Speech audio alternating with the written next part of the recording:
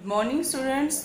आज हम chapter 5 8 class का जो है कोल एंड पेट्रोलियम की नेक्स्ट वीडियो स्टार्ट करेंगे। इससे पहली वाली वीडियो में हम कोल क्या होता है और एनर्जी के जो सोर्सेज है एग्जॉस्टिबल एंड इनएग्जॉस्टिबल वो टॉपिक कर चुके हैं। आज हम इस वीडियो में बेटा टॉपिक करेंगे कि कोयला कैसे बनता है, how coal is formed, and जो दूसरा टॉपिक होगा कि हमें कोयले से और क्या क्या चीज़ें या कौन से प्रोडक्ट्स मिल सकते हैं। ये हमारे आज के दो टॉपिक हैं। इन दोनों टॉपिक्स को आज हम क्लियर करेंगे। चलिए हम करते हैं। पहला टॉपिक हमारा इंपॉर्टेंट टॉपिक है बहुत ही, और इंटरेस्टिंग भी बहुत है, कि how coal is formed. How coal is formed, कोयला कैसे बना। जो आज से 300 मिलियन ईयर्स एगो हमारे जो अर्थ पे वेजिटेशन थी वो थी कि बहुत सारे फॉरेस्ट एरिया थे। फॉरेस्ट बहुत ज़्यादा था क्योंकि उस टाइम फैक्ट्रीज या इंडस्ट्रीज आज जैसी सिचुएशंस नहीं थी, तो फॉरेस्ट बहुत था। और उस टाइम पर नेचुरल प्रोसेसेस जैसे कि बाढ़ का आना, फ्लडिंग, स्टॉर्म्स, तूफान आना, लाइटनिंग, बिजली का कड़कना, ये नॉर्मल चीज़ें थी। तो इन्हीं नॉर्मल प्रोसेसेस की वजह से, लाइक फ्लडिंग की वजह से, जो ये फॉरेस्ट थे, डेंस फॉरेस्ट, बहुत ही डेंस फॉरेस्ट थे, हम डेंस कह सकते हैं कि बहुत ज़्यादा बड़े लेवल पर फॉरेस्ट थे, बहुत घने फॉरेस्ट थे। वो फ्लडिंग की वजह से और दूसरे नेचुरल प्रोसेसेस की वजह से ये जो फॉरेस्ट थे ये बरीड हो गए, बरीड अंडर द अर्थ। जमीन के नीचे ये जो फॉरेस्ट थे वो बरीड कर गए, दब गए। और बरिंग होने के बाद इनके ऊपर layers of soil due to deposition of layer of soil, these vegetations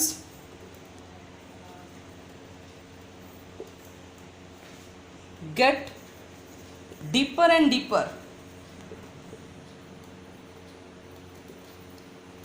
कि ये बरीड कर गए, दब गए अर्थ के नीचे, और सॉइल की इनके ऊपर डिपोजिशन जमा होती रही, ऊपर सॉइल डिपोजिशन होती रही, जिसकी वजह से ये वेजिटेशन है मीन्स जो फॉरेस्ट थे ये डीपर और डीपर होते गए, मीन्स और गहरे गहरे होते गए अर्थ के नीचे। और due to high pressure and high temperature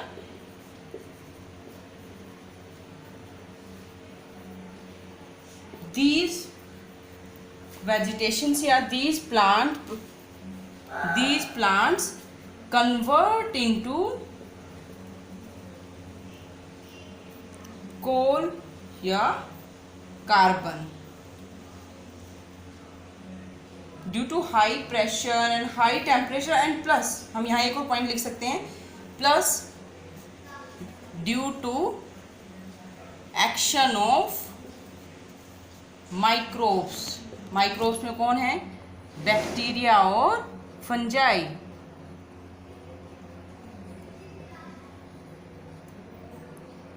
bacteria और fungi high pressure, high temperature और माइक्रोब्स के एक्शन की वजह से, माइक्रोब सूक्ष्म जीव जैसे आपका बैक्टीरिया और फंजाई, ये किसी भी चीज़ को, जब ऑक्सीजन नहीं होती तो ये क्या करते हैं, उस चीज़ को डिकम्पोज, नष्ट कर देते हैं। तो इन माइक्रोब्स की हेल्प से और टेम्परेचर और प्रेशर ने भी रोल प्ले किया, जिससे जितने भी प्लांट थे जो अर्थ के नीचे बरीड कर गए थे वो किस में बदल गए? कोल में, कोयले में या कार्बन में, क्योंकि कोल क्या होता है? बेसिकली कार्बन ही होता है। तो ये जो प्लांट्स का कन्वर्ट होना, कन्वर्जन ऑफ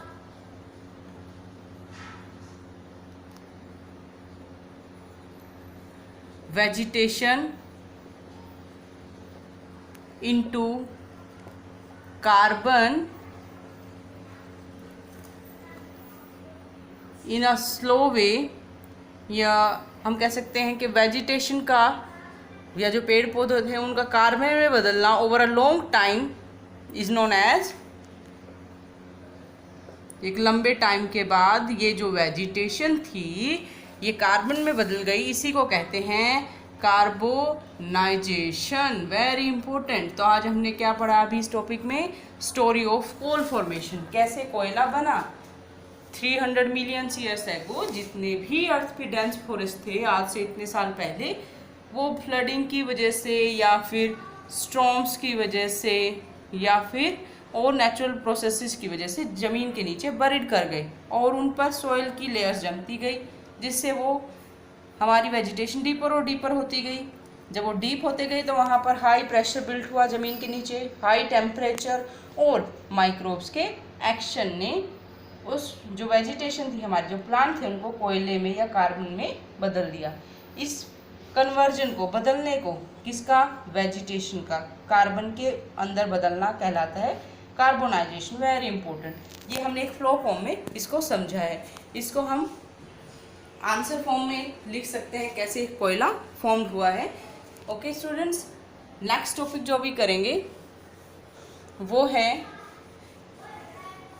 इसको आप इजी वे में समझ सकते हैं, फिर इसको आप राइट करने के लिए स्टोरी फॉर्म में लिख सकते हैं। अब इसमें आपका है सेकंड जो टॉपिक है, what are the products obtained from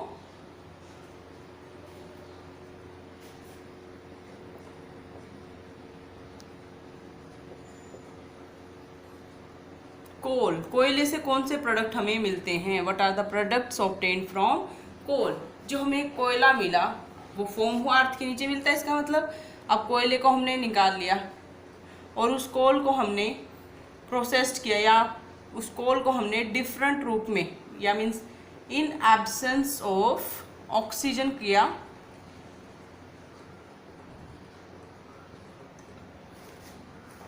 oxygen के एब्सेंस में बर्न किया या इसको ट्रीट करें तो ये कोल किस में कन्वर्ट हो जाता है? डिफरेंट प्रोडक्ट्स में। वो प्रोडक्ट हमें क्या मिलेंगे? हमें प्रोडक्ट मिलते हैं, one is the coke, another is the coal tar, another is the coal gas. These are the products obtained by the processing of coal. कोयले को प्रोसेस करके हम और कौन से प्रोडक्ट ऑब्टेन कर सकते हैं? कोयले को बदल के और क्या क्या हमें मिल सकता है कोयले के अलावा? कोक, कोल तार एंड द कोल गैस। इसमें हम सबसे पहले करेंगे कोक क्या है। What is Coke? कोक कोयले से मिलने वाला एक प्रोडक्ट। कब मिलेगा? When, how we obtain coke? We obtain coke from coal. कोयले से मिलता है। कैसे मिलता है? When we treat coal in absence of oxygen।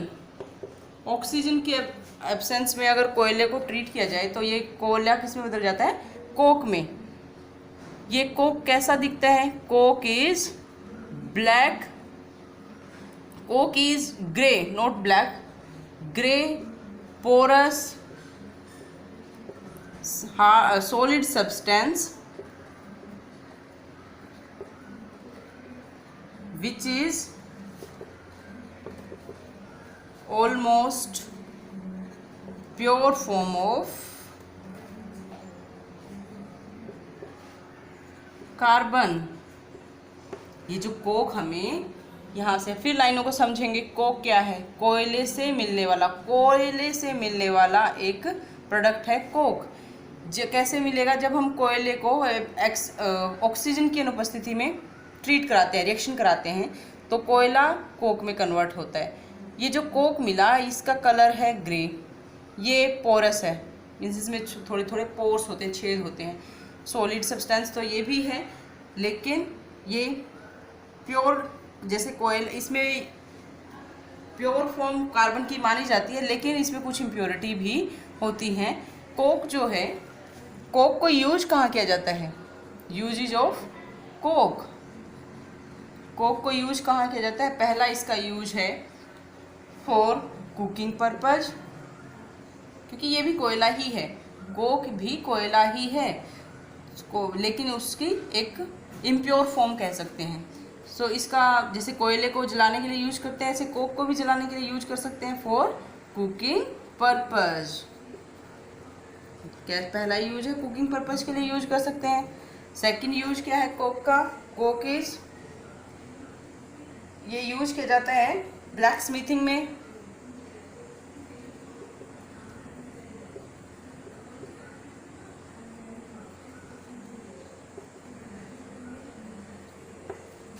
Third use क्या है? यूज फॉर मेटल एक्सट्रैक्शन, धातुओं को निकालने के लिए। Use for metal extractions in furnaces, भट्टियों के अंदर, जहाँ पर भट्टी, फर्नेंस का मतलब होता है भट्टियाँ, जहाँ पे बहुत ज़्यादा हीट हम पैदा कर सकते हैं। फर्नेंस वो चीज़ होती है, तो हम फर्नेंस के अंदर बहुत ज़्यादा हीट प्रोड्यूस करते हैं और उस हीट से हम धातुओं को निकालते हैं। तो इस, और वहाँ पर वो जो हीट प्रोड्यूस की जाती है वो किससे की जाती है? कोक से। तो कोक को फर्नेंसेस के अंदर यूज किया जाता है। फिफ्थ है, या सॉरी फोर्थ है, Coke is used for steel manufacturing. Steel को मैन्युफैक्चर, जो घरों में बर्तन होते हैं स्टील के, स्टील मैन्युफैक्चरिंग के लिए यूज होता है। ये यूजेज हैं कुछ आपके कोक के यूजेज हैं। इसके बाद नेक्स्ट जो है वो है आपका सेकंड और प्रोडक्ट जो ऑब्टेन्ड होता है, दैट इज कोल तार। Second is coal tar. Coal तार कैसा है?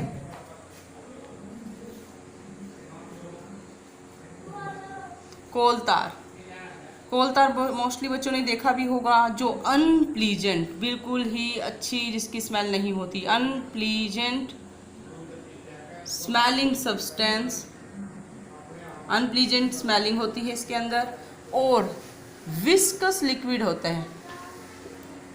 Viscous liquid means, viscous liquid जो थिक लिक्विड है और ब्लैक कलर का है, ब्लैक इन कलर। कोल तार अनप्लीजेंट स्मेल देने वाला थोड़ा सा विस्कस लिक्विड थिक गाढ़ा लिक्विड होता है, ब्लैक कलर का होता है, एंड ऑब्टेन्ड फ्रॉम कार्बन। ये भी हमें कार्बन से मिलता है, सॉरी कोयले से मिलता है, एंड ऑब्टेन्ड फ्रॉम कोल या कोयला। ये हम कोल तार के बारे में लिख सकते हैं कि कोल तार कैसा कैसा है। इसके बाद कोल तार के यूजेस क्या हैं, यूज कहाँ करेंगे? कोल tar is used in many areas, is used in manufacturing of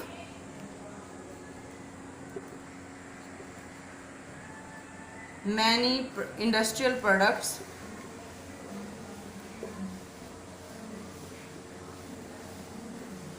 like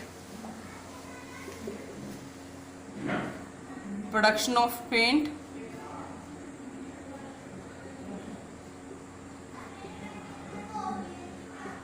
paints बनाने के लिए जो हम घरों में पेंट्स करते हैं उनको फॉर्मेशन में कहीं ना कहीं कोल तार यूज होता है। Production of paints.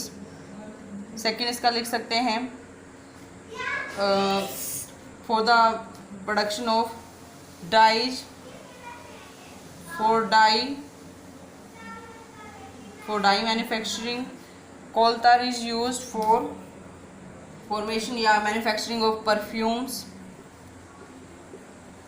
परफ्यूम बनाने में, एक्सप्लोजिव बनाने में। एक्सप्लोजिव्स क्या होते हैं? जो पटाखे या उससे भी हाई लेवल के जो एक्सप्लोजिव मटेरियल्स होते हैं उनको बनाने में ये यूज होता है। जो आपका आप कह सकते हैं इंसेक्टिसाइड और पेस्टिसाइड्स होते हैं, उनको फॉर्मेशन उनकी बनाने में इंसेक्टिसाइड्स क्या होते हैं? कीट पतंगों को मारने वाले केमिकल्स, स्ट्रॉन्ग केमिकल्स। पेस्टिसाइड्स जो पेस्ट होते हैं खेत वगैरह में, या जो खेतों में पेस्टिसाइड्स को किल करने के लिए यूज किया जाता है, कोल तार को यूज किया जाता है। और जो एक इम्पोर्टेंट है नैप्थलीन बॉल, जिसको हम कपूर की गोलियां भी कहते हैं, जो घरों में किसी भी चीज़ को या इंसेक्ट्स को दूर भगाने के लिए कपड़ों में भी रखी जाती है। तो naphthalene balls are also manufactured या प्रिपेयर्ड फ्रॉम कोल तार।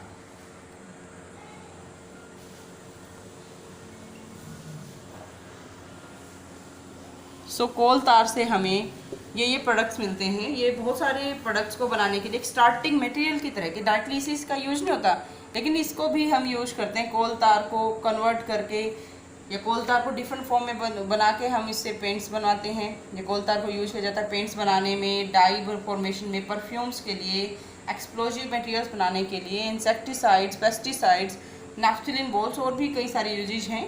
ये आप लोगों को इसमें ये यूजेज लिखने हैं, याद करने हैं कोल तार के बारे में। ये कोल तार के बारे में है।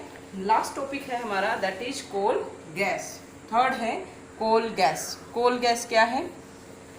ये भी कार्बन कोयले से मिलने वाला एक प्रोडक्ट है। जब कोयले की प्रोसेसिंग की जाती है तो एक गैस प्रोड्यूस होती है, coal gas. This is a gas obtained from coal. कोयले से मिलने वाली एक प्रोडक्ट कोल गैस है। ये जो कोल गैस है, ये कोल गैस, इसकी भी अनप्लीजेंट स्मेल होती है। ये गैस भी अनप्लीजेंट स्मेल की होती है। इस गैस का मेन कंपोनेंट, इस गैस में, गैस है तो इसमें कौन सा, कई सारी चीज़ों को मिक्स करके एक गैस बनती है, कोल गैस। कोल गैस के अंदर मेन कंपोनेंट कौन सी गैस का है? Main component of coal gas is methane. Very very important, बहुत इंपॉर्टेंट है। कोल गैस के अंदर कौन सी गैस सबसे ज़्यादा मिलती है? Methane gas. अब कोल गैस का यूज कहाँ करते हैं? पहले इसको in the past this coal gas was used